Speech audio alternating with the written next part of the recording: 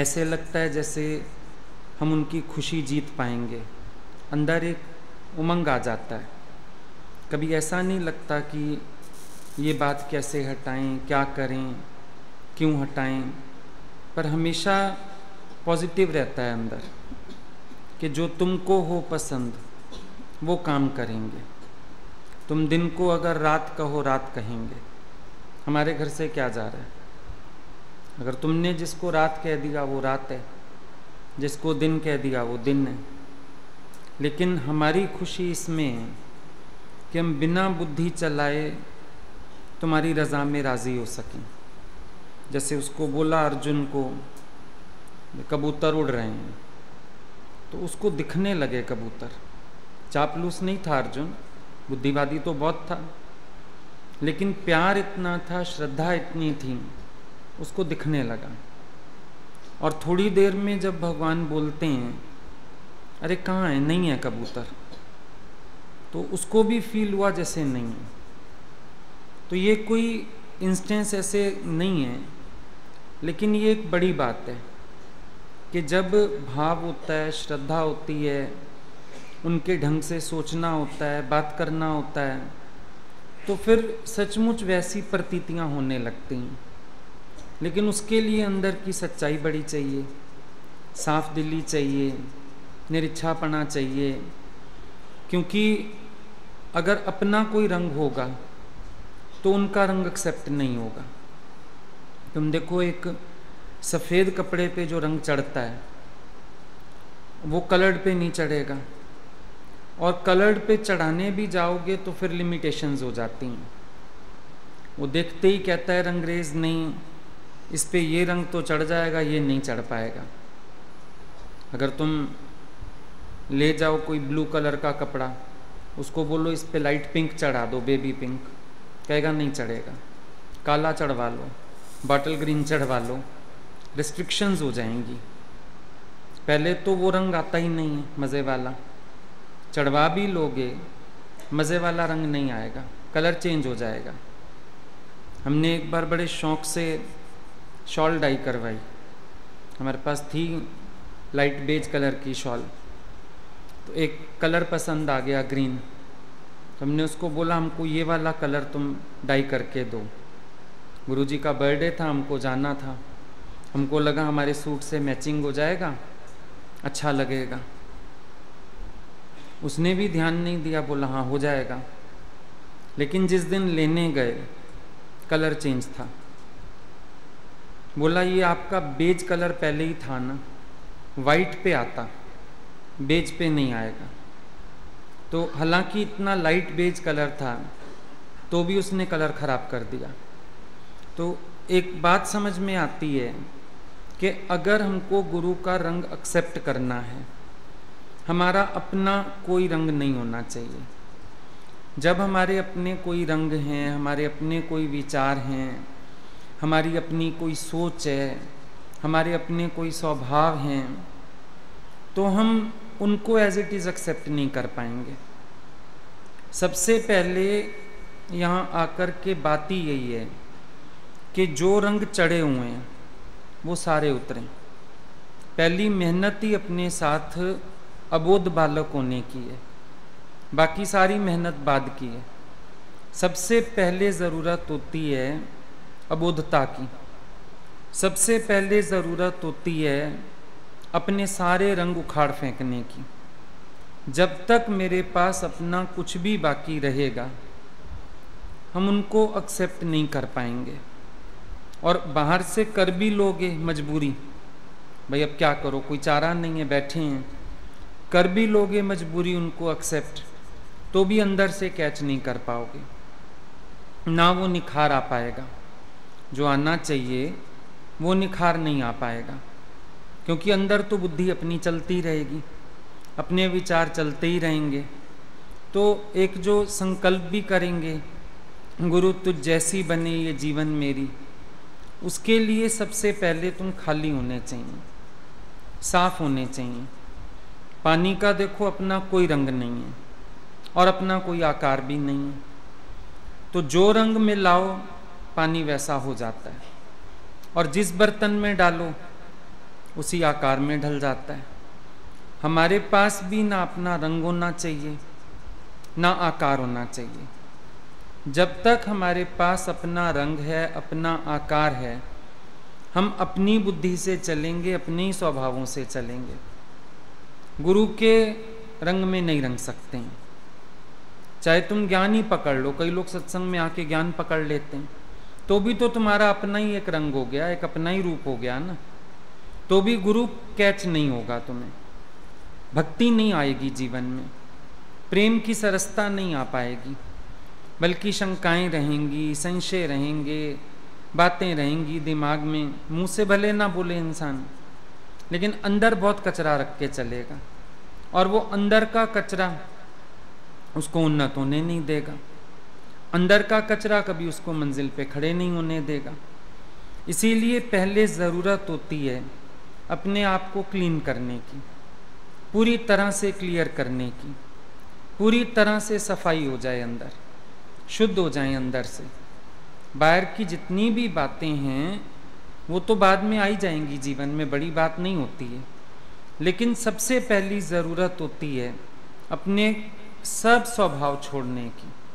पुराने जितने भी स्वभाव हैं, बातें हैं, सब एक तरफ करने पड़ेंगे, नहीं तो बीच बीच में फिर स्पीड ब्रेकर आ जाएंगे। ये भी तो स्पीड ब्रेकर हैं, उनती ख़त्म करते हैं, बार बार बीच में रोक देते हैं, उलझने पैदा कर देते हैं, अंदर परेशानियां होने लगती हैं, तो उनती तो हो नहीं पाती उसमें। पर जो सीधा चल रहा है, अब जो बातें भगवान अभी बता रहे थे, भाई गुरु कुछ कहता है, कभी मुंह बनाते हो, कभी तुम्हें अपमान लगता है, कभी कुछ होता है, तो ये सारी हिंड्रेंस किसको है? सोच के देखो, जिसको गुरु कैच ही नहीं हो रहा। अगर गुरु कैच हो जाए तो हमारा एटीट्यूड दूसरा होगा, हम थैंकफुल होंगे। लेकिन जब गुरु कैच ही नहीं हो रहा तो फिर हमारे पास ये सब रोले बहुत सारे हैं।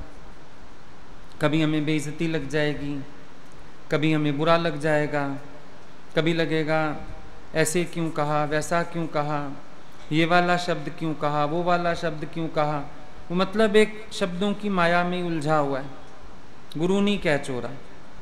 वो कहाँ से बोल रहे हैं, वो क्या कह रहे हैं, वो क्या समझाना चाह रहे हैं, वो कुछ नहीं कैच हो रहा। सिर्फ अपनी बुद्धि का स्तर है, अपना जीव भाव का एक लेवल है, वहीं पर ही वर्तन हो रही है सारी की सारी। वो अंदर से जो टूटना चाहिए हूँ मैं हट, वो नहीं टूटा। जो अंदर से गुरु को समर्पण करना था अहंकार, वो समर्पित नहीं हुआ। जो अपनी चलानी छोड़नी थी, भगवान बोलते थे कि इतना गुरु को तुम हक दो कि वो तुम्हें बिठा के आराम से बता सके तुम यहाँ गलत चल रहे हो। पर सत्संग में भी बता दे गुरु, उसके बाद भी बाद में लगता है नहीं हम जाएं, सफाई तो दें आए, हम तो ऐसे नहीं हैं, आपने हमको ऐसा कह दिया। मतलब उनकी बात वहीं की वहीं रह गई। हम आखिर भी अपनी करके प्रसन्न हो गए, आखिर भी अपनी कह के खुश हो गए, आखिर भी अपनी बात हमने ऊपर रख ली। तो मंजिल क्या फिर ये भी एक सोचने वाली बात है, मंजिल कहाँ है फिर? मंजिल तो नहीं है। उनके रंग में क्या रंगेंगे जब हम अपना रंग छोड़ना ही नहीं चाह रहे हैं? मुश्किल सबसे बड़ी ये होती है कि हम अपने को बहुत राइट मान के चलते हैं, आई एम राइट। अब तुम जो जान रहे हो आई एम राइट, और गुरु कह रहे हैं नहीं यू आर रॉन्ग, तो तुम्हें वो समझना पड़ेगा ना कि मैं अपने एंगल से अगर राइट हूँ भी सही, पर अगर गुरु मुझे रॉन्ग कह रहा है तो मैं विचार तो करूँ मैं कहाँ से रॉन्ग हूँ, कैसे रॉन्ग हूँ। पर हमारी सुई अड़ जाती है, हम वहाँ से हटना ही नहीं चाहते। बार बार अंदर वाला कहता है नहीं एक बार मौका मिले ना, बात करके आए। जिस दिन किसी को कुछ कह दिया जाए 10 मैसेज आ जाते हैं, फलाना आना चाहता है, फलाना आना चाहता है, वो 1 मिनट बात करना चाहता है। हम कहते हैं भेजो भाई सुन लें, हम तो बोल चुके, अब उसने अपनी सुनानी है। और वही होता है, बुला लो, उसके बाद वो यही बोलते हैं हम तो ऐसे है नहीं, हम यहाँ गलत ही नहीं हैं, पहले होंगे हम गलत, अब तो हम गलत ही नहीं हैं, अब तो हम बिल्कुल ठीक हैं। मतलब सीधा सीधा ये है गुरु तुम गलत हो मैं ठीक हूँ, अर्थ तो यही निकल आया बात का। अगर तुम गुरु को कह रहे हो कि तुमने गलत कहा, हम तो ठीक हैं, इसका मतलब ये हुआ गुरु अपनी गलती माने कि वो गलत है और तुम बिल्कुल ठीक हो, तो जिंदगी में पलटा नहीं आ सकता। जब उनके नज़रिए से कोई बात गलत है तो उसको स्वीकार करने में बुराई क्या है, स्वीकार कर लो। और समय इसीलिए जाता है सबका, क्योंकि स्वीकार ना करके तुम सालों भर बात करते जाते हो। गुरु तो पहले दिन से टोक देता है, लेकिन स्वीकार ना करने की जो बीमारी होती है, सालों बीत जाते हैं और हमारे स्वभाव वहीं के वहीं, हमारी आदतें वहीं की वहीं, हमारी जगत की आसक्ति वहीं की वहीं, कैसे छूटे। सुनते गुरु को तो छूटती। और दूसरी बात तुम देखना, अगर सुनोगे गुरु को तो सबसे बड़ा फायदा ये होगा, प्रेम बढ़ेगा। जब हम सुनते हैं, सुन के अपने को बदलते हैं, गुरु को तो प्यार आता ही है हमारे ऊपर। सबसे बड़ा फायदा होता है अपने अंदर गुरु भक्ति बहुत जागती है, गुरु के लिए प्रेम बहुत बढ़ता है। जैसे अभी रो रहे हैं ना कि ऐसे जीवन बदल गया, इतना आ गया अंदर में, ये क्यों है? क्योंकि जिसने माना समझा, अपने को चेंज किया।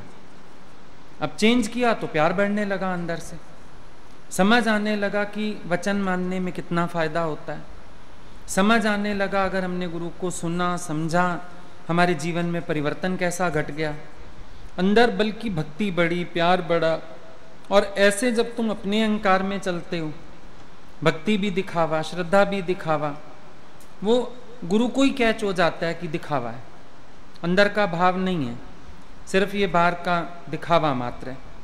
तुम बोलो ना बोलो, गुरु को कैच हो जाता है। और तुम भी अंदर से जान जाते हो कि तुम्हारे अंदर वो प्रेम, वो भक्ति नहीं है, सिर्फ एक बाहर से तुम कर रहे हो फॉर्मेलिटी, क्योंकि सब करते हैं तो तुम्हें भी करनी है।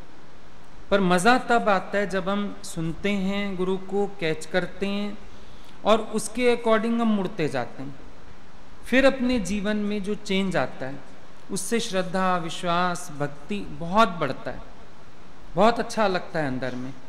एक एक बात गुरु की बहुत रहमतों से भरी होती है। देखो, कभी भी वो एक बात पे टोकते हैं, उनका एक बात पे टोकना एक बात का टोकना नहीं होता। तुम एक बात को अगर मानोगे उनकी, तुम 50 जगह उसका फायदा देखोगे। एक जगह तुम उनके वचन पर चलोगे, कैच करोगे, उनकी टोक के ऊपर मुड़ जाओगे, तुम देखोगे 50 गलतियों से बचते हो। इतना फायदा होता है। ब्रह्मज्ञानी का एक भी शब्द कारण नहीं होता है कि एक भी शब्द तुम सोचो उन्होंने ऐसे ही कह दिया होगा, ऐसे तो वो बोलते ही नहीं। बहुत संभाल के बोलते हैं, विचार के बोलते हैं, वैथरी बात करने की उनकी आदत नहीं। और हमें भी जब वो कुछ कहते हैं, टोकते हैं, बहुत हमें समझने के बाद बोलते हैं। कभी कभी मन सोचता है शायद ऐसे ही उन्होंने कह दिया, नहीं, सालों की रिसर्च के बाद तुम्हें टोकते हैं, वॉच करते रहते हैं, तुम्हारे स्वभाव वॉच करते हैं, तुम्हें मनन करते हैं, कैच करते हैं, समझते हैं तुम्हें हर तरह से, और उसके बाद कहीं जाकर के वो एक शब्द बोलते हैं। एक लड़का आता है हमारे पास, तो उसका थोड़ा वायलेंट नेचर था, काफ़ी टाइम साथ रहा, काफ़ी टाइम हमारे करीब रहा। जैसे एक बार हमने बैठ के लिखा उसके लिए, हमने फिर उसको पढ़वाया, नॉन वायलेंस के लिए लिखा और हमने उसको पढ़वाया। बोला, आप ये मेरे अंदर की बातें कैसे जाने? मैंने कहा, मैंने तेरे को स्टडी किया, तो साथ रहा ना मेरे, मैंने तेरे को बहुत स्टडी किया, समझने की कोशिश की, तेरे अंदर क्या उठता होगा, तेरे अंदर उबाल कहाँ से आता होगा, तेरे अंदर ये उद्वेग क्यों उठता है, कहाँ से उठता है, और फिर उसको जीता कैसे जाए। उसको बहुत अच्छा लगा पढ़ के। बोला, सच में ऐसे लग रहा है शायद मैं अपने को इतनी गहराई से नहीं पढ़ पाया, आपने मुझे पढ़ लिया। तो ये चीज़ हम गुरु के अंदर देखते थे हमेशा। कभी वो किसी को ऐसे नहीं बोलते थे, वॉच करते रहते थे, करते। अब अपनी बुद्धि अपने को अगर वॉच कर लेती फिर तो गुरु की ज़रूरत ही ना पड़ती। हम वॉच नहीं कर पाते जो, वो तो गुरु वॉच कर लेता है ना हमें। हम जो अपने को नहीं पढ़ पाते, गुरु पढ़ लेता है हमें।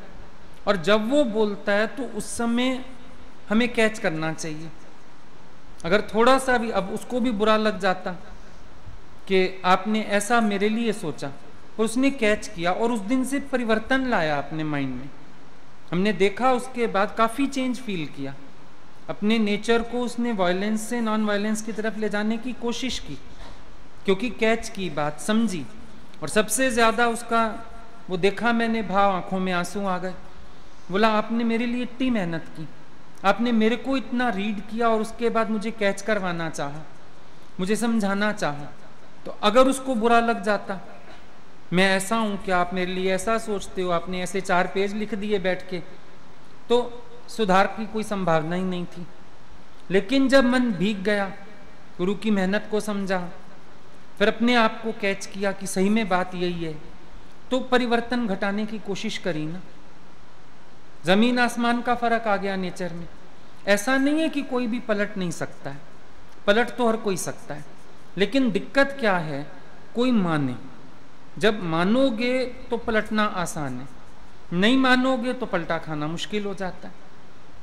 माने भी तो सही ना, स्वीकार भी तो करें, और स्वीकार भी ऐसे नहीं कि हाँ अब कह दिया स्वीकार करो तो ठीक है मान लेते हैं। स्वीकार यूं करो, उस बात को तह तक जाओ कि कैसे है ये स्वभाव मेरे अंदर, कैसे है ये बीमारी मेरे अंदर, कैसे गुरु कह रहा है कि तुम यहां से गलत हो, तो तुम वहां से हट पाओगे, पलट पाओगे, परिवर्तित हो पाओगे। लेकिन जब हम ऊपर से हांजी करते हैं, अब हांजी करना, हुंडी मूल ना भरना, उससे काम नहीं बनेगा। संत के घर के आगे ऊपर वालों की नाली का पानी आता था, तो संत बेचारा रोज जाए हाथ जोड़ के, भाई सब सत्संग होता है, बदबुए आती है, सब लोग आते हैं, हाँ जी संतां दा कहना सिर मत्थे, संतां दा कहना सिर मत्थे। एक दिन संत ने बोला संतां दा कहना ते सिर मत्थे, पर नाला ते उथे दा उथे, नाला तो वहीं का वहीं है ना, अब संतां दा कहना सिर मत्थे क्या करेगा। तो हम लोग भी कभी कभी हाँ जी तो कर लेते हैं, पर नाला उथे दा उथे, मतलब स्वभाव वहीं के वहीं, आते वहीं की वहीं, हरकतें वहीं की वहीं, नहीं कैच कर पाते ना, क्योंकि वहां से बात को समझा नहीं, या फिर डिनाई करके चले गए। मुसीबत ये है जो डिनाई कर जाते हैं ना हम बात को, वो बड़ी गड़बड़ करती है बात। डिनाई किया काम खराब है, डिनाई किया काम खराब है, फिर वहीं के वहीं।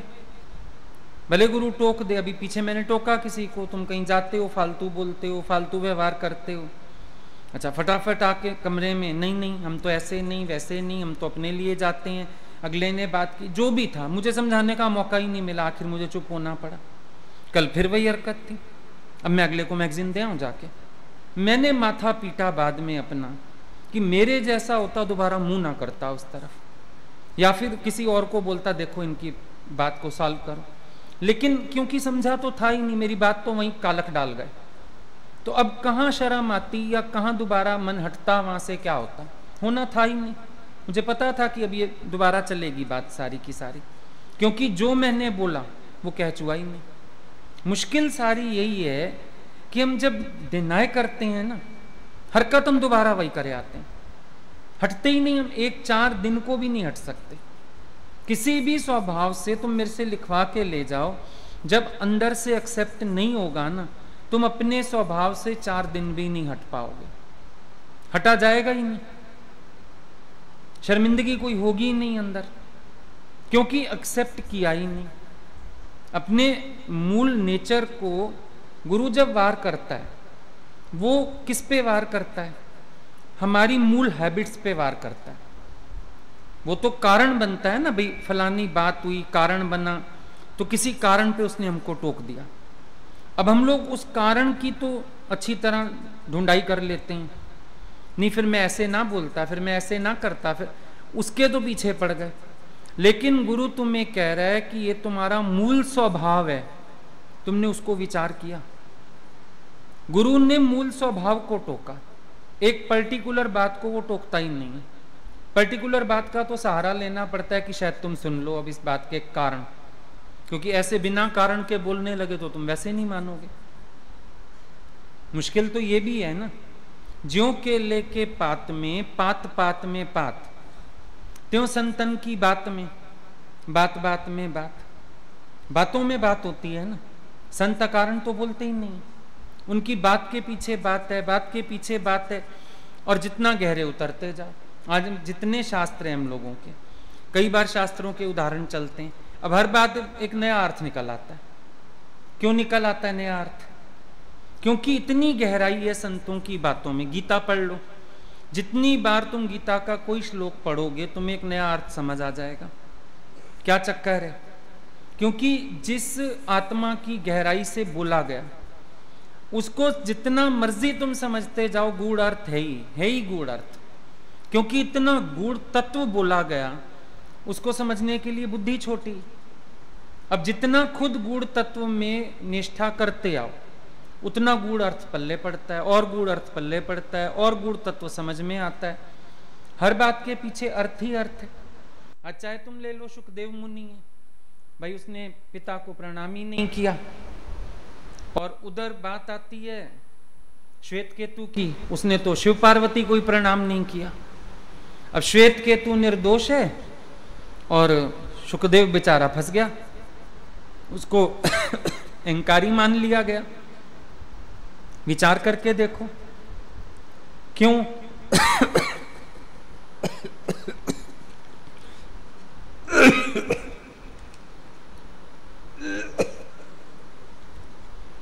शास्त्र पढ़ के आया, उसको लग रहा है पिता से ज्यादा मैं जानता हूं, मेरी समझ बहुत ऊंची है, मैं जानकार हूं। और श्वेत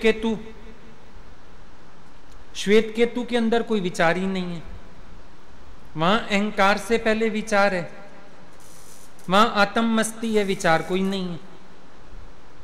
वो अपने में गुम है, शुकदेव अपने में गुम नहीं है। अब तुम जितना मर्जी इन बातों की तह में जाते जाओ, बहुत सारे अर्थ समझ में आएंगे। उधर शुकदेव मुनि निकले हैं, गोपियों ने वस्त्र नहीं ढका, व्यास जी को देख के ढक लिया। उधर गोपियां कहती हैं, गोपियों को कहते हैं ऋषि कि मैंने अन्न का दाना नहीं खाया, तो बोलो यमुना रास्ता दे।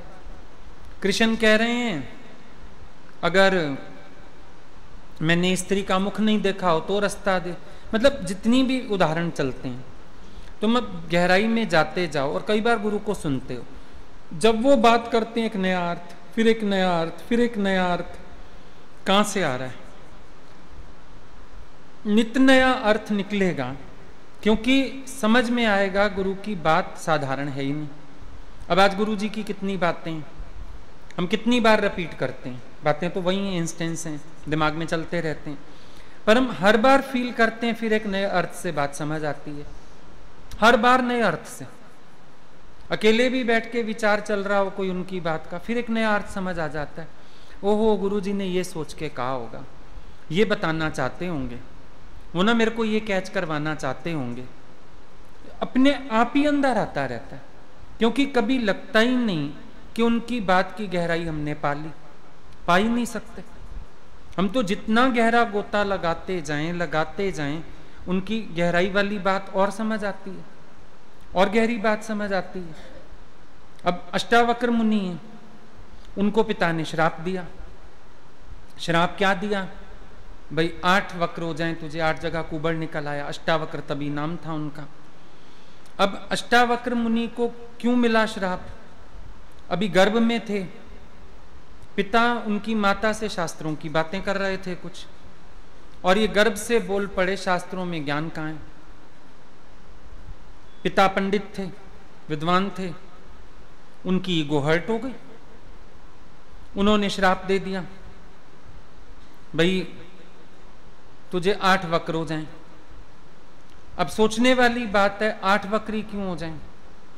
18 हो जाते, 28 हो जाते, 4 हो जाते, 2 हो जाते, पर पिता ने बोला 8 वक्र हो जाएं। क्यों हो जाएं? क्योंकि पतंजलि योग के हिसाब से अष्टांग योग है, ज्ञान पूरा वहां मानते हैं, समाधि, ध्यान, धारणा, वो सारा उनका है ना, अष्टांग योग जो पूरा होता है, अपरिग्रह वगैरह सब आता है उसमें। तो पिता का मतलब ये था कि तेरे 8 ही जो नियम हैं ये पूरे ना हो, कुबड़ आ जाए इनमें, वक्र आ जाए इनमें, तेरा योग ही ना पूरा हो कभी। ये श्राप दिया था बाप ने अष्टांग योग से, मतलब था उसका। अब पीछे जाओगे बातों के तो और अर्थ हैं, तो हम गुरु की बात को साधारण कैसे माने? एक भी ब्रह्मज्ञानी ऐसा नहीं है जिसकी बात बड़ी साधारण थी और बस उसको ऐसे ही छोड़ दिया जाए। तभी बोला ज्यों के लेके पात में पात, पात में पात, त्यों संतन की बात में बात, बात में बात। पर उतना गहरा डूब के मरना पड़ता है, और सब गहराई का भी दिखावा करते हैं। अब यहां से सुन के गए सत्संग, भाई बात चली, कोई गलती बता दी गुरु ने, फटाफट टॉप फ्लोर पकड़ेंगे, जाके वहां जाके बैठ जाएंगे, वहां जाके बाथरूम में घुस जाएंगे, रोटी नहीं खाएंगे। भाई ये सब नाटक क्या हो रहा है? ये गहराई में जा रहे हैं। गहराई में ऐसे कोई जाता ही नहीं है। अपमान की गहराई में जाता है, शब्दों की गहराई में जाता है कि मेरे को शब्द क्या क्या बोले, अंदर वो क्रोध उमड़ता है। क्रोध नहीं निकाल पाते तो आंसू आते हैं, फिर बुरा लगता रहता है, लगता रहता है, लगता रहता है। क्योंकि जब गुरु की बात अच्छी लगेगी, गुरु की बात को कैच करोगे, तो बल्कि बलिहार जाने का मन करेगा। ये सब तो होगा ही नहीं। कई लोग फिर सिर पे तेल लगा लेंगे, जिज्ञासु बन के दिखाते, अभी हम तेल लग गया सिर पे, हम ना गहराई से मनन कर रहे हैं। नहीं, सिर दर्द हो गया असल में, गुरु की बात हजम नहीं हुई, सिर में हो गया दर्द। अब खोपड़ी ठोको, तेल लगाओ, फिर ना गुरु को दिखाओ कि देखा हमको आपकी बात बुरी लग गई। अब ये जितना बाहर का दिखावा किया, उससे बेहतर था मनन कर लेना, उससे बेहतर था बात को समझने की कोशिश करना। और जब बात समझ में आ जाती तो काम बन जाता, 4 सीढ़ियां चढ़ जाते अपने आप। बल्कि हम सीढ़ी चढ़ते हैं, हमारा अनुभव ये कहता है गुरु की टोक से हम लिफ्ट में चढ़ते हैं, क्योंकि वो तो एक ही बार में कई सीढ़ियां पार करा देते हैं। अपने आप चलने लगो, चलो एक एक सीढ़ी, जितना समझ पाए, कैच कर पाए। पर जिस दिन वो टोक दें और उनको समझ जाओ, कई स्वभावों का मुंडन हो जाता है एक ही बार में, समझ आ जाता है। और दुख सिर्फ इस बात का लगता है कि उनको मेरे लिए इतना बोलना पड़ा, और प्यार इस बात पे आता है मेरे पे इतनी नजर है, मैं अपने आप को बना लूं। रिएक्शन ही बता देते हैं कि हम सही में कैच कर भी रहे हैं गुरु को या नहीं कर रहे हैं। जो भी हम रिएक्ट करते हैं ना सुनने के बाद, गुरु को सुना, समझा, जो रिएक्शन हुआ हमसे, हमारे उस रिएक्शन से पता चल जाता है कि हमने गुरु को कितना कैच किया, कितना हम समझ पाए और कितना हम उनको नहीं समझ पाए, कितना हमने उनकी बात को इग्नोर किया, कितना हमको उनकी बात बुरी लगी, कितना हम अंदर उलझे उनकी बातों से और कितना हमने उनकी बात का सही एटीट्यूड कैच करके और अपने आप को बनाया। ये हमारे रिएक्शन से पता चल जाता है। एक ईमानदारी चाहिए होती है यहां पर भी अंदर से, दिखावा नहीं चाहिए होता कि तुम दिखावा कर दोगे गुरु को लगेगा मुझे कैच कर गए, कभी भी नहीं। कितने लोगों ने अपनी लाइफ स्पॉइल की ऐसे, अपने अहंकार में, अपनी मैं में, गुरु को कैच ना करके जिंदगी खराब हो गई। मन मर्जी से चले जा रहे हैं, कौन टोके कौन बोले, क्योंकि सुनने के कान नहीं है। अगर सुनने के कान हो, रिसीविंग माइंड हो, तो पलटने में देर नहीं लगती। गुरु इतना समर्थ है कि जड़ को भी चेतन कर दे, वो इतना समर्थ है वो। गीता भगवान बोलते थे मेरे घर की दीवारों की ईंटें भी ओम बोलती हैं, क्योंकि इन्होंने भी ओम कैच किया। ये सच्चाई है। ब्रह्मज्ञानी के अंदर इतनी पावर होती है, जड़ को भी चेतन कर दे। तो हम जितना मर्जी जड़ बुद्धि आए, वो हमें चेतन तो कर सकता है, लेकिन हमारी रिसीविंग माइंड, हमारी सच्चाई, हमारी साफ दिली, इन चीजों की ज्यादा जरूरत होती है। जब तक ये सब हमारे साथ नहीं होता तब तक हम एक कदम नहीं आगे बढ़ सकते। हर एक व्यक्ति को अपने लिए पुरुषार्थ होता है यहाँ पे, और वो हर एक को करना है। खाली सत्संग सुनने से काम नहीं बनता, लेकिन सत्संग सुनते ही अपने को खंगालना शुरू करना पड़ता है। मैं कल क्या था, आज क्या हूं। मेरे कल तक के स्वभाव क्या थे, मेरे आज के स्वभाव क्या हैं। मेरी कल तक की विचारधारा क्या थी, मेरी आज विचारधारा क्या है। स्टैंप मत लगवाओ। अक्सर करके सब क्या करते हैं, एक स्टैंप लगवाना चाहते हैं अपनी बात कह के। हमारी तो ये बात है, हमारी तो हम क्लियर कर गए। अब जब कोई क्लियर करने आया तो हम समझ जाते हैं 1 घंटा मेरे बोलने के बाद अगर इसने नहीं कैच किया, अब मैं 15 मिनट और भी बोल लूं क्या हो जाएगा, चुप हो जाते हैं। लेकिन तुम ये देखो तुम क्या करके गए, केवल अपनी सफाई दे गए, इससे ज्यादा कुछ नहीं। तुम्हें एक स्वभाव जन्माया, भाई तुम्हें है पदार्थ भावनी नहीं है, तुम्हारा मन जाता है चीजें देख के, कपड़े देख के मन जाता है। तुम आए, तुम अपनी सफाई दे गए। हम दिन में 3 बदलते हैं, जरूरत होती है तभी लेते हैं, ऐसे करते हैं वैसे करते हैं, बड़ी सारी बकवास सुना गए। तो उसके बाद हम क्या बोल सकते हैं। हमने तो एग्जाम्पल यहाँ तक सुना दिया, गीता भगवान रफू करके पहनते थे। हमने तो एग्जाम्पल यहाँ तक सुना दिया, दादाजी कॉलर पलटवा के भी पहन लेते थे। अच्छा तुम्हारा थोड़ा फेड हो गया, रंग खराब हो गया, कुछ हो गया, तुम अपने लिए ना सही गुरु की प्रसन्नता के लिए चलो, संयम में चल के दिखाओ। पर तुम इतनी सारी सफाई देंगे, इतनी सारी सफाई देंगे, सामने वाला चुप हो जाता है। फिर तुम्हें लगता है मुझे लाइसेंस मिल गया, मैंने अपनी बात बता दी उनको, फिर खुश हो जाते हैं। 5 मिनट बाद देखो आंसू भी खत्म, चिंतन भी खत्म, तेल भी खत्म, सारा कुछ खत्म हो गया। अब क्या हुआ, अब हम अपनी सफाई दे आए, हम अपनी कह आए, अगले को चुप कराए, दिल ठंडा हो गया। मन ने कहा तूने अपनी कह ली और वो समझ गए तेरी बात। तू अपना जो करता है, जैसे चलता है वैसे का वैसे चल, तेरे लिए अब कोई बात नहीं, खत्म हो गई बात। ये तुम कैच करते हो गुरु को, ये तुम समझते हो गुरु को। तो जब तुम समझ ही नहीं पा रहे उनको, तो बाहर से मुंह बना के दिखाना और ये सब करना, ये तो सिर्फ तुम ये दिखाते हो कि मेरे को इंसल्ट लग गई, इससे ज्यादा थोड़ी कुछ है। कोई पश्चाताप के आंसू थोड़ी आते हैं। चलो एक आदमी को पश्चाताप के आंसू आ जाए, पछता ले, अंदर पलटा खा जाए, आ जाए सीधा सीधा कबूल करे कि मैं अपनी गलतियां समझा, आज के बाद मैं पूरी कोशिश करूंगा पलट जाऊं, पर मेरी तो गलती ही नहीं है।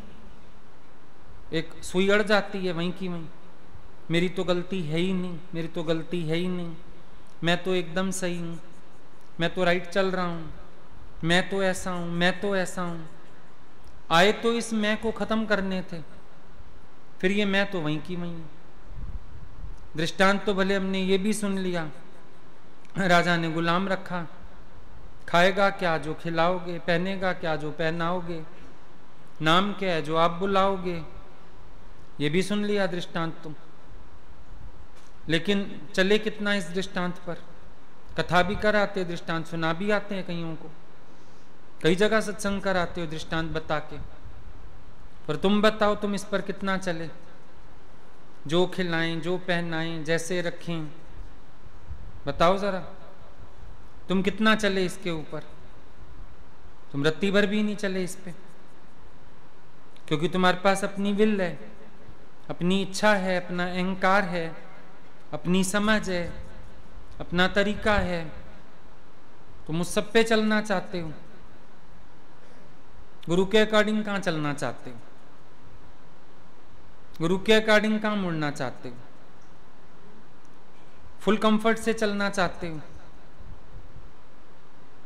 हर एक को देखो तुम अपने कंफर्ट से चलता है, और कंफर्ट लेवल जितना पकड़ोगे उतना ज्ञान से दूर, वैराग से दूर।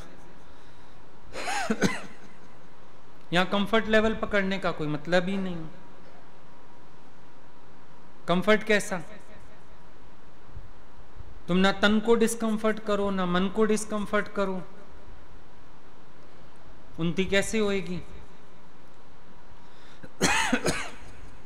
उन्नत तो वो हो सकता है ना जो मन की भी वो सहे। दादाजी बोलते थे मन रोता है, तुमको इस पे दया आती है, पर मन के रोने पर भी दया क्यों खाते हो? मन के रोने पर भी दया नहीं खाओ। मन रोता है, इसको रोने दो। लेकिन हर कोई अपने मन को प्रोटेक्ट करना चाहता है। आप गुरु को भी जब सफाई देते हो, क्या देते हो? मन को ही तो प्रोटेक्ट करते हो, अहंकार को ही तो प्रोटेक्ट करते हो, यही सफाई देते हो ना। अगर अपनी मैं ना हो तो बल्कि तुम कहोगे आप कह रहे हो गलत है तो गलत है। मैं कौन होता हूं ठीक कहने वाला अपने को?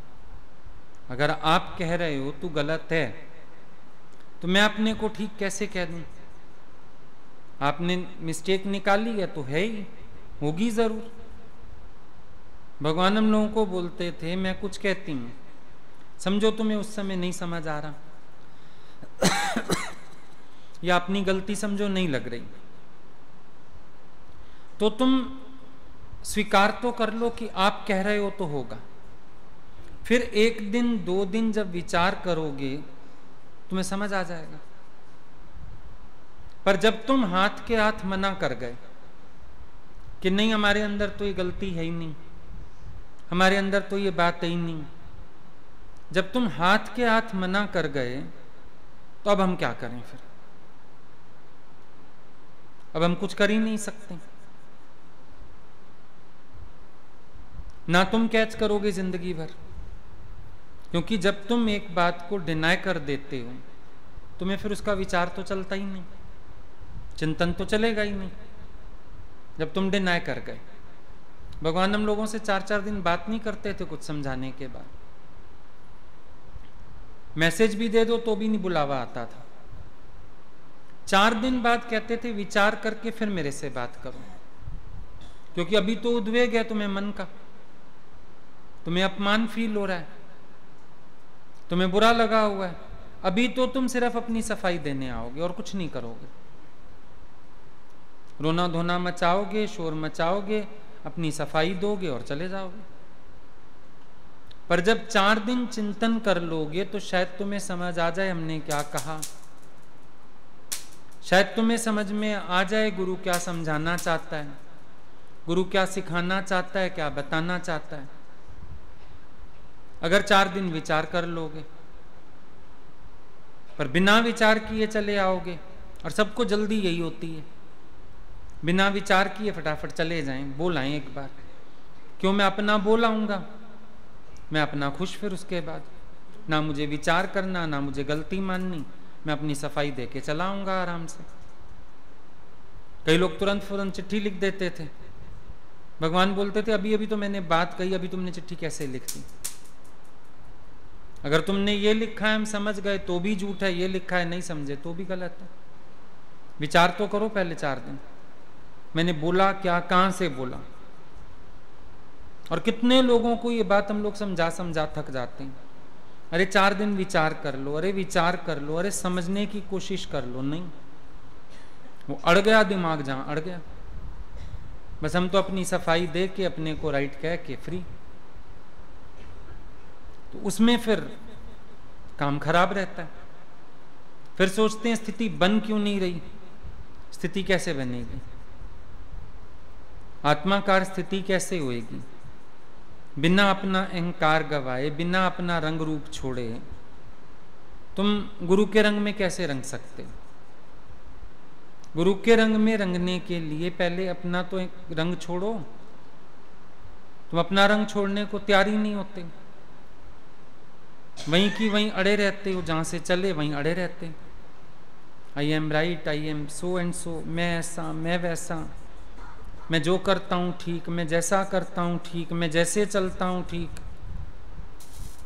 और भगवान बोलते थे अगर तुम स्वीकार करते हो एक जगह भी अहंकार को, कई बार होता है ना कि हाँ फलानी जगह चलो मेरा अहंकार है, हाँ फलानी जगह मेरी बात है, अगर एक जगह स्वीकार कर रहे हो तो मतलब अहंकार का स्वभाव है ना, फिर जहां तुम्हें नहीं समझ आ रहा है अहंकार तुम्हारा वहां भी होगा, कोई बड़ी बात नहीं है, होगा ही सही। और वो अहंकार झुकने नहीं देगा। मेरे से बात करेंगे, समझ के जाएंगे, हम कहेंगे अच्छा तुम बात कर लेना, फिर दूसरे को बोलेंगे उन्होंने तो कहा है बात करो, मेरा मन नहीं कर रहा बात करने का फलाने से, क्योंकि समझी ही नहीं, अपना अहंकार तो समझ आया ही नहीं। अपने अंदर वाले ने तो ये समझा मैं गलत हूं ही नहीं, कहीं से गलत नहीं हूं। और हमको गुरु बोलता था ठीक होने के बावजूद भी अगर गुरु कहता है तुम गलत हो, मान जाओ गलत हो।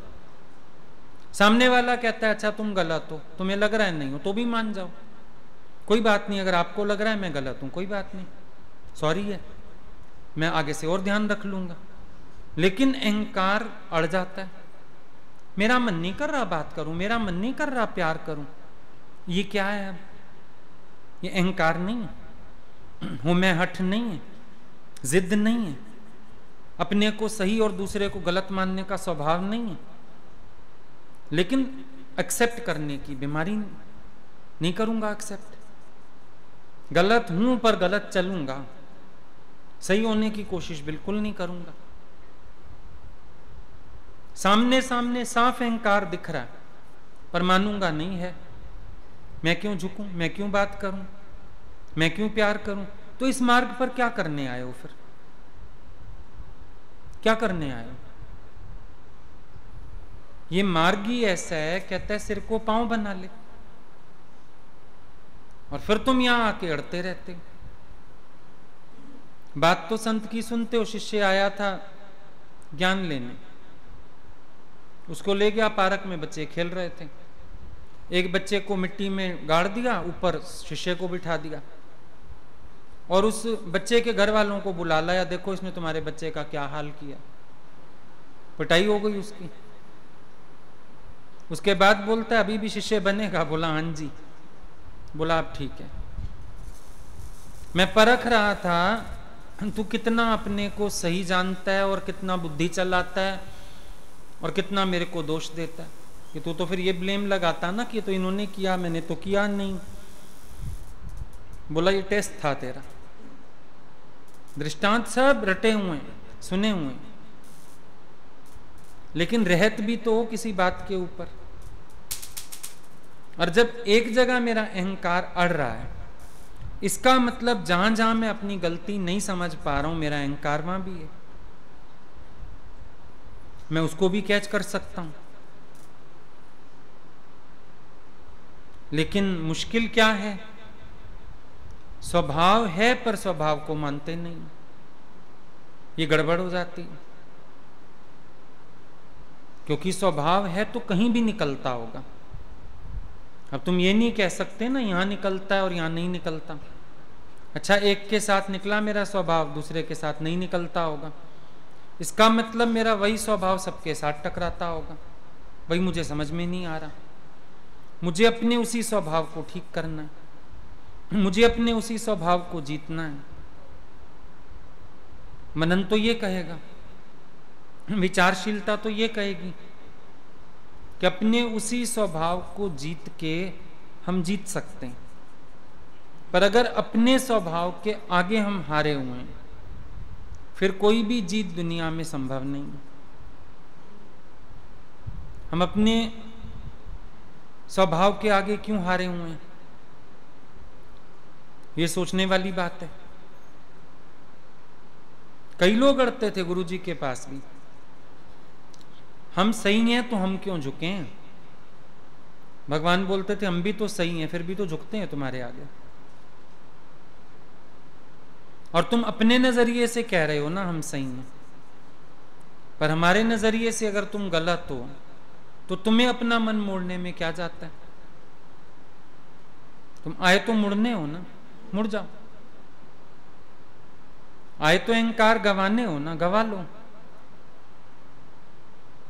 आए तो इसीलिए हो ना कि मेरी मैं गुम हो जाए, करो गुम इसको।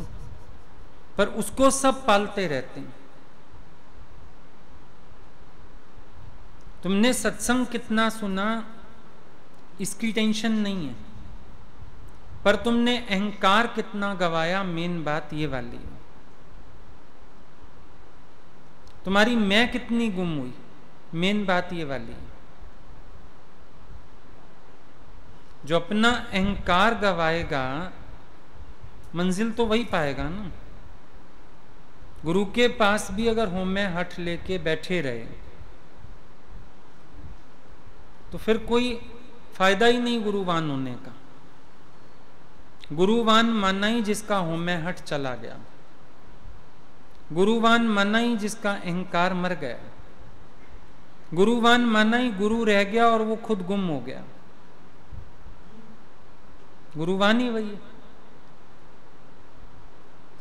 हम अपनी मैं बनाए बैठे हैं और कहते हैं हम गुरुवान हैं। नहीं, गुरुवान मैं तब हूं जब गुरु ही रह गया। धनवान कौन होता है? जब गरीबी चली गई और धन ही रह गया। पुत्रवान कौन होता है? जिसका बांझपना चला गया और पुत्र पैदा हो गया। गुरुवान कौन हुआ? जिसकी मैं चली गई और बस गुरु रह गया। उसको ही तो गुरुवान माना जाएगा, और किसको गुरुवान माने? अपना होमे हठ रख के क्या हम गुरुवान कहलाएंगे? कैसे कहलाएंगे? मेरा होमे हठ तो जाना ही चाहिए। मुझे तो अपने आप को गंवाना ही है। और ये मन अगर रोता है तो इसको बोलो तेरा रोना भी अच्छा है, तेरे रोना मेरा फायदे वाला है। मन का मरना तुम्हारा जीना है और मन का जीना तुम्हारी मौत है। अगर मन जिएगा तो तुम्हारी मौत कर देगा ये, पर मन मरेगा तो तुम जिएंगे। मन का मारण हरि नाम है, सो गुरुमुख पाया जाए। मिटा दे अपनी हस्ती को गर तू मर्तबा चाहे। अभी तो ये हस्ती गुरु के आगे ही नहीं मिटती, संसार में क्या मिटेगी? और जिसकी हस्ती गुरु के आगे मिटती है ना, उसकी सबके आगे मिट जाती। गुरु भाइयों के आगे भी मिट जाएगा, संसार में भी मिट जाएगा, सबके आगे मिट जाएगा। क्यों? गुरु के आगे मिट गया। लेकिन जो गुरु के आगे नहीं मिटता वो कहीं भी नहीं मिट सकता। फिर जहां मर्जी ले जाओ उसको, कहीं भी नहीं मिटेगा वो। हर जगह उसका अहंकार खड़ा हो जाएगा। अभी तो भाग्यशाली हैं, सीधा सीधा मार्ग मिल रहा है, गुरु दे रहा है। बुद्ध को देखो कितनी प्रॉब्लम हो गई, कितनी मुश्किलात। मसा अभी दीपक जला है प्रज्ञा का, अभी फिर मेहनत, फिर साधना पूर्णता तक जाने के लिए। पहले कितना तप कर लिया। हमें गुरु सीधा सीधा मार्ग बता रहा है, पर हम सीधे मार्ग पर भी सीधे नहीं चलते, फिर बीच में अड़ जाते हैं, फिर उलझ खड़े होते हैं, फिर रोज शब्द पकड़ के। गुरु के भी जितने शब्द पकड़ते हो, अगर इतने भाव पकड़े होते ना, भावार्थ समझ गए होते, पता नहीं कहां से कहां पहुंच गए होते मनन करके। गुरु का भी रोज शब्द पकड़ के बैठ जाएंगे। आज आपने ये कह दिया, आज आपने वो कह दिया, तो कहा तो तेरे अच्छे के लिए कहा ना, कोई तेरे बुरे के लिए थोड़ी कहा। गुरु परमित ऐसी है, मां कहती है कहलवाती नहीं। दूसरा कोई आके कहे मां को बहुत बुरा लगता है, कह लेती है, कहलवाती नहीं किसी से। गुरु भी कहता है, कहलवाता नहीं। मार कूट लेगा तुम्हें, पर बाहर का कोई उंगली उठाए उसको बिल्कुल मंजूर नहीं। बाहर का कोई व्यक्ति आके फालतू बात करे उसको मंजूर नहीं। दुनिया तुम्हारे पे उंगली उठाए कि देखो इनकी रहत देखो, गुरुवान होने के बाद इनका आचरण देखो, वो गुरु को पसंद नहीं। वो खुद ही तुम्हें साथ देता है, संवार देता है, बना देता है।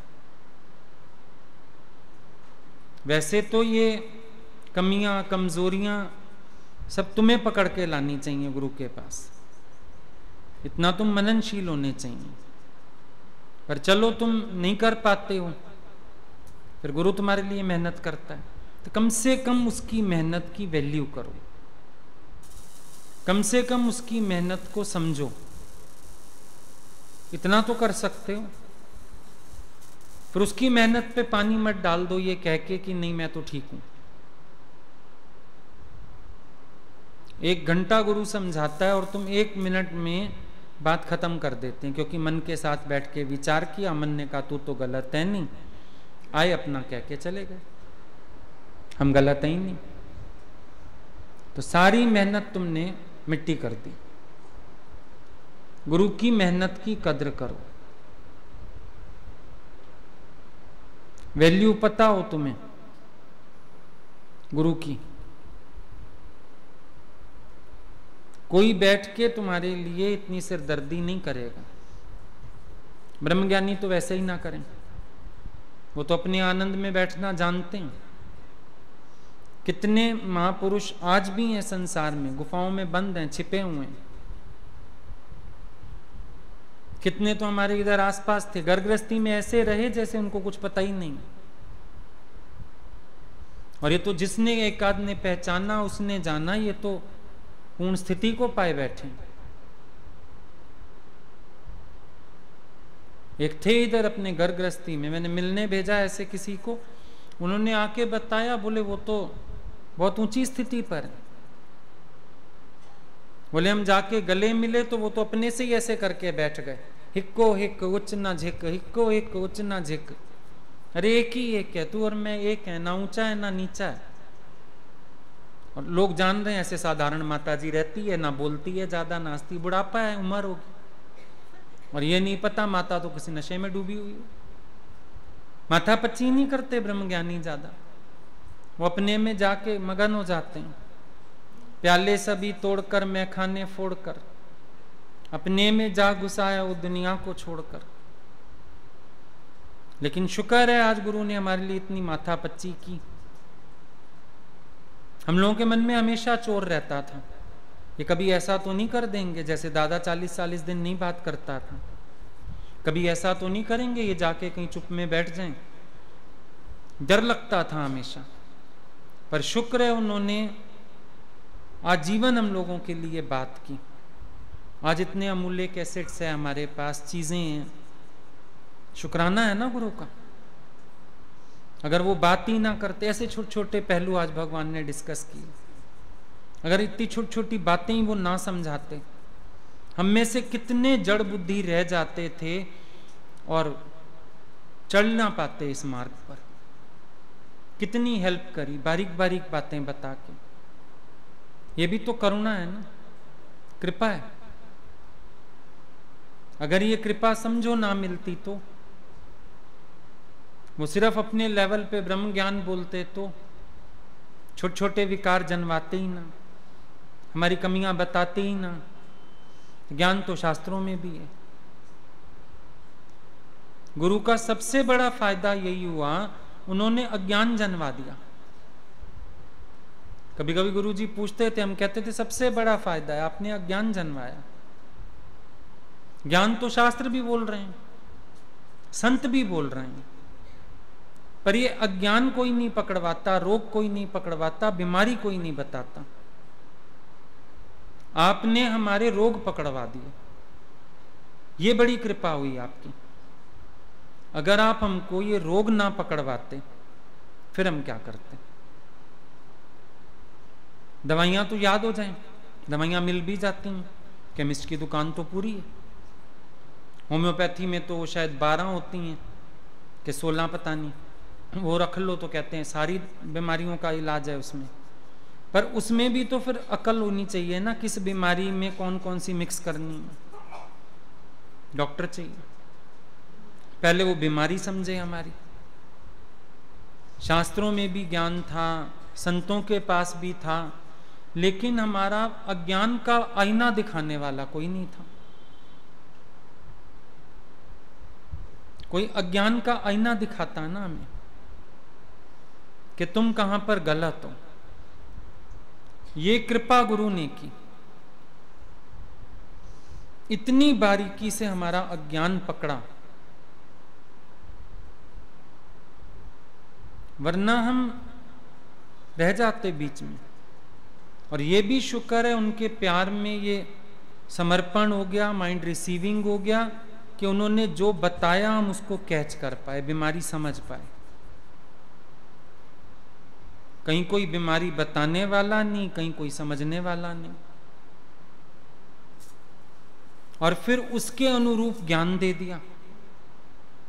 बीमारी जनवा दी, दवाई बता दी। तब आज हम कहते हैं करुणा क्यों करी, हरि प्यारे करुणा क्यों करी। ऐसी करुणा, ऐसी कृपा कोई कर ही नहीं सकता था। कौन मत्था पच्ची करे। तुम अपने बच्चे को भी छोड़ देते हो, या तो चांटा मार देते हो, नहीं समझता, या छोड़ देते हो मर जाके फिर। पर गुरु को कह भी दोगे ना छोड़ दो मुझे, तब भी नहीं छोड़ेगा। कई लोग कहते थे भगवान अच्छा हम नहीं सुन सकते, छोड़ दीजिए। वो कहते थे क्यों छोड़ दूं, काहे छोड़ दूं। शेर के पास आके शिकार ऐसे ही चला जाए, शेर की इंसल्ट नहीं हो जाएगी, गुफा से वापस भाग गया, काहे छोड़ दूं। हम भी बना के रहेंगे क्योंकि तुम आए हो यहां पे, मोड़ के रहेंगे हम भी, तुम्हें बदल के रहेंगे। एक ने बोला भगवान आपको विश्वास है, बोला तेरे पे नहीं मेरे को अपने पे विश्वास है। तेरे जैसे कई बदल गए, तू क्या चीज है। गुरु हिम्मत नहीं हारता, कितनी बड़ी कृपा है। वरना कोई हमसे थक जाए और बोले छोड़ मेरी जान, जा मर जहां जाना है। लेकिन गुरु ना जान छोड़ता है ना छुड़ाता है, फिर मेहनत करता है, फिर मेहनत करता है, फिर जागृत करता है, ताकि हम मंजिल पर पहुंच पाए। तुम्हारा मन हो सकता है बीच में संकल्प छोड़ दे, नहीं मिलती मंजिल तो ना मिले, पर गुरु कहता है नहीं मैं पहुंचा के रहूंगा, छोड़ कैसे दूं। आए हो तो पूरा पाके रहना है, आए हो तो पहुंचना है, अधूरे क्यों रहना, बीच में क्यों रहना। Be brave. तो इतना इंस्पिरेशन गुरु ना दे, इतनी जागृति ना दे, इतना ना उठाए, तो हम कहां उठ पाए। तो गुरु की करुणा को भी समझो, मन को बार बार मजबूर करो विचार करने पे। ऐसा करुणा करने वाला भगवान कहां मिलेगा, ऐसा करुणा निधान दूसरा कहां मिलेगा। मन गुरु की कीमत कर, कद्र कर और आगे बढ़। बार बार वैल्यू करवाओ मन को। गुरु की वैल्यू करेगा तो गुरु के शब्द की भी वैल्यू करेगा। नहीं वैल्यू करता गुरु की तो फिर गुरु की बात की भी वैल्यू नहीं कर पाता। तो ऐसे भटको नहीं, लेकिन सही बात को समझो, गुरु को कैच करो। कितने करुणा से भगवान समझा रहे थे, उन बातों को विचारना घर जाके दोबारा, उनकी कृपा को समझना, कल्याण हो जाएगा। ठीक।